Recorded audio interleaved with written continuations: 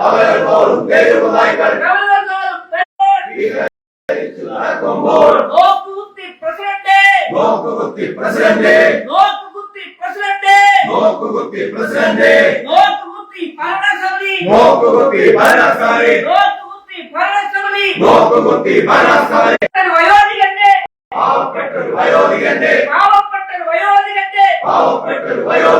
ജീവൻ നിങ്ങൾ എടുത്തില്ലേ പാവപ്പെട്ടൊരു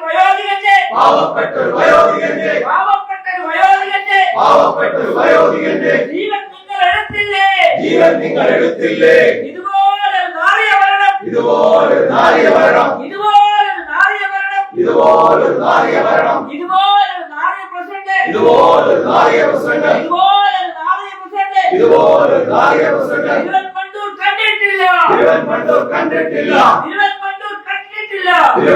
കണ്ടിട്ടില്ല ജയ് ബിജെപി ജയ് ഭാരത് മാതാ ജയ് ഉപരോധ സമരം നിങ്ങളറിഞ്ഞോ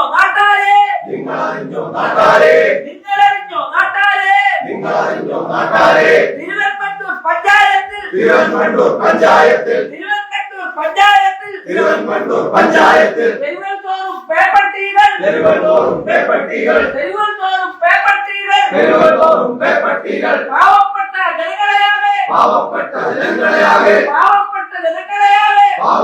ജനങ്ങളെയാകെ ഓടിച്ചിട്ട് കടിക്കുന്നേ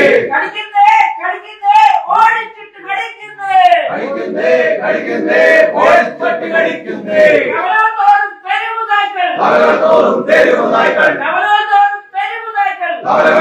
തെരുവ് നായ്ക്കൾ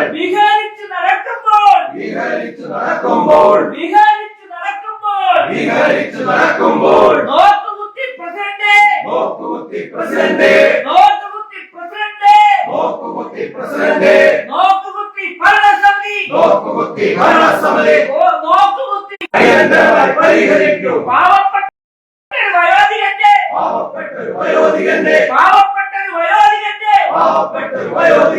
ജീവൻ നിങ്ങൾ എടുത്തില്ലേ പാവപ്പെട്ടൊരു വയോധികന്റെ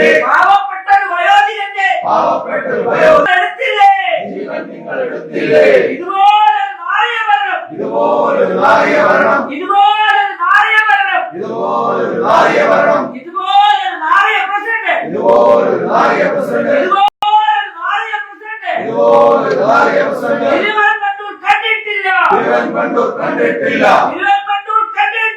തിരുവൻപണ്ടൂർ കണ്ടിട്ടില്ല ജയ് ബിജെപി ജയ്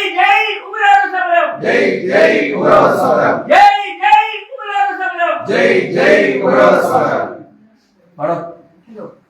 വിഷയം മുദ്രാവാക്യത്തിലൂടെ മനസ്സിലായി കാണുമല്ലോ. ഇത് ബിജെപിയുടെ മണ്ഡലം പ്രസിഡന്റ് മുളക്കൽ പഞ്ചായത്ത് മെമ്പറാണ് പ്രമോദ് കാലിക്കാട്.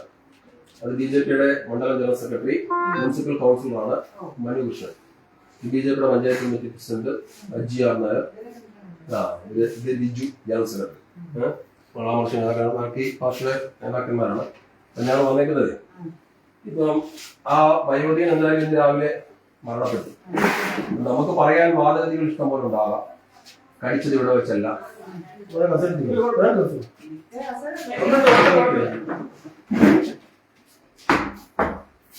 കടിച്ചത് ഇവിടെ വെച്ചല്ല, തിരുവല്ലായി വെച്ചാണ് കടിച്ചത് എന്നൊക്കെയുള്ള ന്യായങ്ങൾ നമുക്ക് പറയാം. പക്ഷെ സ്വാഭാവികമായിട്ടും തിരുവനന്തപുരം പഞ്ചായത്തില് നമ്മുടെ കല്ലിശ്ശേരി ആ മേഖല തൊട്ട് ഇരമല്ലിക്കലുള്ള മേഖലകൾ വരെയും കുത്തിയതോട് തൊട്ട് കല്ലിശ്ശേരി വരെയുള്ള മേഖലകൾ നമ്മൾ പരിശോധിച്ചാൽ 100 കണക്കിന് തെരുവുനായ്ക്കളുണ്ട്. തെരുവുനായ്ക്കള് ഇല്ലാന്നൊരു കാര്യം നമുക്ക് മറച്ചു വെക്കാൻ സാധിക്കത്തില്ല. വയോധികന് കടിയേറ്റത് എവിടെയെങ്കിലും ആകാം. ഒരുപക്ഷെ ഇരുവല്ലേന്നാകാം, ഒരുപക്ഷെ വേറെ ഏതെങ്കിലും സ്ഥലത്തുനിന്നാകാം കടിയേറ്റത്. പക്ഷെ എന്തായാലും തിരുവനന്തപുരം പഞ്ചായത്തിൽ നായ്ക്കൾ ഇഷ്ടം പോലുണ്ട്. ഈ നായ്ക്കളെ എന്താണ് ചെയ്യാൻ പറ്റുന്നതിനെ കുറിച്ച് ഒരു ഉചിതമായ തീരുമാനം എടുത്തില്ല എങ്കിൽ വരുന്ന ആളുകള് ഇതിനേക്കാളും വലിയ ഭയാനകരമായ വിഷയങ്ങൾ തിരുവനന്തപുരം പഞ്ചായത്തിൽ ഉണ്ടാവും. കാരണം തിരുവനന്തപുരം പഞ്ചായത്തിലെ പ്രധാന സ്ഥലമായിട്ടുള്ള Thiruvananthapuram government higher secondary school, അതിനകത്ത് ഇപ്പം വേണം ചെന്ന് നോക്കാൻ ഒരു 15-12 പട്ടികളുണ്ടാവും. അതേപോലെ ഇരമലിക്കലെ CIPA കോളേജ്, എന്തിനേറെ പറയുന്നു ഇരമലിക്കലെ PHC, അതിനകത്ത് പട്ടിയുണ്ട്. ഈ നായ്ക്കളെ അതിന് എന്താണ് ചെയ്യാൻ പറ്റുന്നതിനെ കുറിച്ച് ഒരു ഉചിതമായ തീരുമാനമെടുത്ത് ഈ നാട്ടിലെ ജനങ്ങളെ നമ്മൾ സംരക്ഷിച്ചില്ല എങ്കിൽ ഇത്തരം നാൾ നടന്ന സംഭവങ്ങളെ നമ്മൾ നിർവഹിച്ച് കാണുകയല്ല. പക്ഷെ ഇനിയുള്ള സമയങ്ങളിലായാലും ഇതിന് ശാശ്വതമായ പരിഹാരം നമുക്ക് കണ്ടെത്തിയില്ല എങ്കിൽ ഈ നായ്ക്കള് വളരെ എന്താ പറയാ രീതിയിൽ ജനങ്ങളെ കടിക്കുകയും ജനങ്ങൾക്ക് ഇതിനേക്കാൾ വലിയ രീതിയിലുള്ള പ്രശ്നങ്ങളിലേക്കും മരണങ്ങളിലേക്കും സംഭവിക്കും. ഞങ്ങൾക്ക് പേടിയാ. കാറിന്റെ വീട്ടിൽ അത് കയറി കിടന്നത്, കാറിന്റെ വയറെല്ലാം കഴിച്ച് വലിച്ചു കളയുവാണ്. അതുപോലെ ഞങ്ങളുടെ പെരക്കകത്ത് കയറി വരും. ഞങ്ങളുടെ ആ ഭാഗത്തുള്ള കൊച്ചു കുഞ്ഞുങ്ങളായതുകൊണ്ട് പുറത്തോട്ടിറങ്ങാൻ ഞങ്ങൾക്ക് പേടിയാ. പട്ടി പെരക്കകത്ത് കയറി വരിക, പെരക്കകത്തേക്ക് കയറി വരികയാണ്. അതുപോലെ ഞങ്ങൾ ആറ്റിലോട്ട് പോകാൻ പറ്റത്തില്ല. കൊച്ചു കുട്ടികൾക്ക് സ്കൂളിൽ പോകാൻ പേടിയാണ്. അതുവഴി സ്കൂളിൽ മാസം കഴിയുമ്പോഴോ ഈ ആരോഗ്യങ്ങളെ കഴിച്ചാൽ തന്നെ നമ്മൾ പോയി പേവിഷബാധയ്ക്ക് ഇഞ്ചക്ഷൻ എടുക്കേണ്ടി വരും. അപ്പം ഇതിന് 3 മാസം മുമ്പോ 2 മാസം മുമ്പോ ഇഞ്ചക്ഷൻ എടുക്കും എന്നൊക്കെ പറഞ്ഞുകൊണ്ട് നമുക്ക് ഒഴിവൊഴിവ് പറയാം. പക്ഷെ നമുക്കിപ്പോ അടിയന്തരമായിട്ട് ആവശ്യപ്പെടാനുള്ളത് ഈ മരിച്ച വയോധികന് പഞ്ചായത്ത് നഷ്ടപരിഹാരം നൽകണം.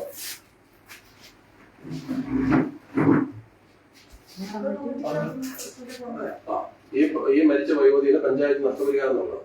കാരണം ആ കുടുംബത്തിന്റെ ഏക ആശ്രയമാണ്. 42 വർഷക്കാലമായിട്ട് തിരുവല്ല അമ്പലത്തിന്റെ ഫ്രണ്ടില് കപ്പലണ്ടി വെച്ച് ഉപജീവന മാർഗം നടത്തുന്ന ഒരാളാണ്. ഒരു കപ്പലണ്ടി വിൽപ്പനക്കാരന് എന്തുമാത്രം വരുമാനം ഉണ്ടെന്ന് നമുക്ക് എല്ലാവർക്കും അറിയാം. അതുകൂടാതെ തന്നെ ഒരു തളർന്നു പോയ ഒരു പെൺകുട്ടി, 42 വയസ്സുള്ള ഒരു പെൺകുട്ടി, ആ പെൺകുട്ടിയെ പ്രാഥമിക കൃത്യങ്ങൾ ഉൾപ്പെടെ അതിനെ കുളിപ്പിക്കുന്ന ഉൾപ്പെടെ ഈ വയോധികനായിരുന്നു. അവിടെ ഇനി ഒരു അമ്മ മാത്രമേ ഉള്ളൂ. അവരുടെ തുടർന്നുള്ള മുൻപോട്ടുള്ള ജീവിതം വളരെ പ്രയാസകരമായിരിക്കും എന്നുള്ളതായിട്ട് യാതൊരു സംശയമില്ല. കാരണം ഈ അപ്പൂപ്പൻ ഒരു 3 മണി കഴിയുമ്പോൾ 4 മണി കഴിയുമ്പോൾ തിരുവല്ല അമ്പലത്തിൽ പോയി ഈ ഒരു 8 മണി വരെ കപ്പലണ്ടി കച്ചവടം നടത്തിയതിനു ശേഷം അവരുടെ വീട്ടിലേക്ക് ആവശ്യമായിട്ടുള്ള അരിയും പച്ചക്കറി ഉൾപ്പെടെയുള്ള സാധനങ്ങൾ വാങ്ങിച്ചുകൊണ്ട് വരുന്നത്. അപ്പൊ എന്തായാലും പഞ്ചായത്തിന്റെ ഭാഗത്ത് അടിയന്തരമായിട്ടുള്ള ഒരു സാമ്പത്തിക സഹായം, നഷ്ടപരിഹാരം നേരിടുന്ന കുടുംബത്തിൽ നൽകണം. പിന്നെ ഈ നായ്ക്കളെ സംബന്ധിച്ചുള്ള കാര്യങ്ങൾക്ക് അടിയന്തരമായിട്ടുള്ള തീരുമാനമെടുത്ത് ഈ ഒന്നുകിൽ അതിന് ഷെൽട്ടറോ അതിന് ഒരു ഡോക്ടറെയോ എന്താണോ സംവിധാനങ്ങൾ വേണ്ടത്, സെക്യൂരിറ്റി സംവിധാനങ്ങൾ വേണ്ട ഷെൽട്ടർ അടിയന്തരമായിട്ട് സ്ഥാപിക്കാനുള്ള നടപടിക്രമങ്ങൾ ഉണ്ടാവണം. നേരത്തെ പറഞ്ഞു കഴിഞ്ഞാല് ഈ തെരുവുനായ്ക്കളെ കൊല്ലാൻ പറ്റരുത്. കേന്ദ്ര നിയമം ശക്തമായതിനു ശേഷമാണ് നമുക്ക് കൊല്ലാൻ പറ്റാത്തത്. നേരത്തെ നായ്പിടുത്തക്കാരുണ്ടായിരുന്നു, അവര് വന്ന് വലയിട്ട് പിടിച്ച് കൊല്ലുന്ന ഒരു രീതി ഉണ്ടായിരുന്നു. അത് പൂർണ്ണമായിട്ടും ഗവൺമെന്റ് നിരോധിച്ചിരിക്കുക. നായ്ക്കളെ പിടിക്കാൻ പറ്റില്ല. ഇത് നമുക്ക് ആകെ ചെയ്യാൻ പറ്റുന്നത് ഒന്ന് ഈ വാക്സിൻ എടുക്കുക എന്നുള്ളതാണ്. ആ വാക്സിൻ നമ്മൾ നൽകുന്നുണ്ട്. ഞങ്ങളെ മിനിഞ്ഞാന്നൊരു സമരം പ്രസിഡന്റിനെ ഉപരോധിച്ചായിരുന്നു. പ്രസിഡന്റിനെ ഉപരോധിച്ചപ്പോഴേ പ്രസിഡന്റ് ശരിക്കും ഒരു പുകമറയെ കൂടെ സംസാരിച്ചത്. എന്താ വെച്ചാൽ തെരുവ് നായ്ക്കൾക്ക് വിവിധ പഞ്ചായത്തുകൾ എടുത്തിട്ടുള്ള അവകാശവാദം ഉണ്ടായിരുന്നു. നമ്മൾ എടുക്കുന്നത് വീടുകളിലുള്ള നായ്ക്കൾക്കാണ് ഇപ്പം വാക്സിനേഷൻ എടുക്കുന്നത്. തെരുവ് നായ്ക്കൾക്ക് തിരുവനന്തപുരത്തിൽ ഒട്ടുമിക്ക ദേശത്തും എടുത്തിട്ടില്ല. ചുമ്മാ പറയുന്ന 50 പിന്നെ തെരുവുനായ്ക്കൾക്കുള്ള വാക്സിനേഷൻ നമ്മൾ ചെയ്തിട്ടുണ്ട്. അപ്പൊ അവർക്ക് ചെയ്തതിന് ശേഷം പെയിന്റ് അടിച്ചു. പിന്നെ അത് പോകുന്നു ഇപ്പൊ ഞാൻ ഉൾപ്പെടുന്ന എന്റെ പ്രദേശം, ഈ 150 ഞാൻ ഉൾപ്പെടുന്ന എന്റെ പ്രദേശത്ത് ഞങ്ങളുടെ ക്ഷേത്രം, Kiran's lodge, Kallissery TV, school ground അടക്കമുള്ള അവിടെ തന്നെയാണ് 150 നായ്ക്കൾ. അപ്പം ഇത് പറയുന്നത് അതത് വ്യക്തതയില്ല. അത് നമ്മുടെ ആവശ്യം അത് മാത്രമല്ല, ഈ ഇതിന്റെ ശക്ത നായ്ക്കൾക്കെതിരെയുള്ള തീരുമാനം, ആ നായ്ക്കളെ അവർക്ക് വാക്സിനേഷൻ കൊടുക്കണം എന്നുള്ള തീരുമാനം ജനങ്ങൾക്ക് സ്വൈര്യതയിൽ വെളിയിൽ അമ്മ കുടിച്ചു വരാൻ പോയി കൂട്ടമായിട്ട് തന്നെ പട്ടികൾ വന്നിട്ട് അവരെ കടിക്കായിട്ട് ഓടിക്കുക. 50-60 വയസ്സായവര് എങ്ങനെ ഓടി രക്ഷപ്പെടുന്നതാണ്. ഒരു അമ്മ പാലത്തെ തട്ടി വീണ് മുട്ടുമെല്ലാം കൂടെ മുറിഞ്ഞി എല്ലാം കൂടെ വരും. അപ്പൊ ശരിക്കും പറഞ്ഞാൽ വാക്സിൻ എടുക്കുന്നത് കൊണ്ട് നമ്മുടെ പ്രശ്നം പരിഹരിക്കത്തില്ല, അല്ലെ? പട്ടി ആക്രമിക്കുന്നതിനൊന്നും പരിഹാരം ഉണ്ടാകുന്നില്ല. പട്ടിയെ ഉന്മൂലനം ചെയ്യുക എന്നുള്ളതാണ്. പക്ഷെ നമുക്ക് നിയമം കൊണ്ട് നടക്കത്തില്ല. പിന്നെ നമുക്ക് ചെയ്യാൻ പറ്റുന്നത് ഇവരെ ഷെൽട്ടറിൽ ആക്കുക. നമ്മുടെ തിരുവനന്തപുരത്തിന്റെ സ്ഥിതി വെച്ചിട്ട് നമുക്കൊരു ഷെൽട്ടർ ഹോം ഉണ്ടാക്കുക എന്നുള്ളതൊക്കെ എന്ന് പറഞ്ഞാൽ നമുക്ക് ആലോചിക്കാൻ പോലും പറ്റാത്ത കാര്യം. ഇപ്പൊ കോടിക്കണക്കിന് രൂപ പൈസ ചെലവാക്കാമെങ്കിൽ പോലും നമുക്ക് സ്ഥലം വേണ്ടേ? പിന്നെ അതിനെ നോക്കേണ്ട സാഹചര്യങ്ങൾ വേണം. അതിനെ സംരക്ഷിക്കുന്ന ആൾക്കാർ വേണം. വലിയ പ്രോജക്റ്റ് ആണ്. ഈ പക്ഷിപ്പനി വരുന്ന സമയത്ത് ഈ താറാവിനെല്ലാം കൂട്ടത്തോടെ ഈ പക്ഷിപ്പനി വരുമ്പം ഈ താറാവിനെല്ലാം കൂട്ടത്തോടെ കൊണ്ടുകൊടുക്കും. നമ്മുടെ ഈ അപ്പർ കുട്ടനാടൻ മേഖലയിൽ കുട്ടനാടൻ മേഖലയിലൊക്കെ നമുക്കറിയാം ഈ താറാവിനൊക്കെ ഇഞ്ചക്ഷൻ എടുത്തോ അല്ലെങ്കിൽ തീയിലിട്ടോ അതിനെയൊക്കെ കൊന്ന് നശിപ്പിക്കുന്നുണ്ട്. പക്ഷേങ്കില് ഈ പട്ടി സാധാരണ ജനങ്ങളെ കടിച്ചിട്ട് നമുക്ക് പട്ടിക്ക് എതിരെയുള്ള ഒരു ഈ നായ്ക്കൾക്കെതിരെ നമുക്കൊന്നും ചെയ്യാൻ പറ്റുന്നില്ല എന്നുള്ളത് നമ്മളെ സംബന്ധിച്ചിടത്തോളം വലിയൊരു ഗുരുതരമായ പ്രശ്നമാണ്. പക്ഷേ ഇപ്പൊ വിഷയം പറഞ്ഞു കഴിഞ്ഞാല് ഇവിടെ നൂറുകണക്കിന് കുട്ടികൾ സ്കൂളിൽ പോകുന്ന കുട്ടികളെ ബസ്സെ കൊണ്ടുവന്ന് റോഡിലാക്കി വിടും. ഈ കുട്ടികൾ തന്നെ നടന്നായിരിക്കും ഉൾപ്രദേശങ്ങളിൽ വീടുകളിലേക്ക് പോകുന്നത്. ഈ പ്രദേശങ്ങളിലൊക്കെ പട്ടികൾ നമുക്ക് ശരിയാണ്, നമുക്ക് പട്ടിയെ ഒന്നും ചെയ്യാൻ പറ്റത്തില്ല. പക്ഷെ നമുക്കതിനൊരു ശാശ്വത പരിഹാരം കണ്ടെത്തിയേ പറ്റിയില്ല എങ്കിൽ ഇത് ഇതിനേക്കാളും വലിയ അപകടകരമായ സ്ഥിതിയിലേക്ക് ഈ തിരുവനന്തപുരം പഞ്ചായത്തിനല്ല എല്ലാ സ്ഥലങ്ങളിലും ഈ വിഷയം ഉണ്ടാവും. പക്ഷെ ഇതിപ്പോ ഈ അപ്പച്ചന് എന്ത് പഞ്ചായത്ത് ഏറ്റെടുത്ത് നഷ്ടപരിഹാരം തോന്നും. കാരണം അവിടെ ആരുമില്ല. ഒരു 42 വയസ്സുള്ള ഒരു തളർന്ന മോളാണുള്ളത്. അത് തന്നെ അതിന്റെ സ്വന്തം കാര്യങ്ങൾ ചെയ്യാൻ സാധിക്കത്തില്ല. നിത്യേന അതിന് മരുന്നുകളെ അതേപോലെ തന്നെ അവർക്ക് വീട്ടിലേക്ക് ആവശ്യമുള്ള പലചരക്ക് പച്ചക്കറി സാധനങ്ങളൊക്കെ ഈ അപ്പൂപ്പ വന്നതിന് ശേഷമാണ് ആ വീടുകളിലേക്ക് എത്തിക്കുന്നത്. അതിനൊരു പഞ്ചായത്ത് നഷ്ടപരിഹാരം കൊടുക്കണം.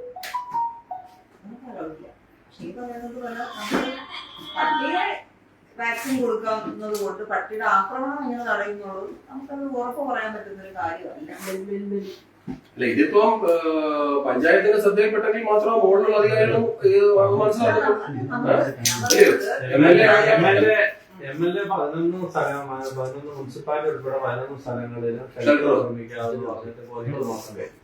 9 മാസമല്ല, ഒരു 1.5 വർഷമല്ല ഷെൽട്ടർ നിർമ്മിക്കാൻ പറഞ്ഞ് പുള്ളി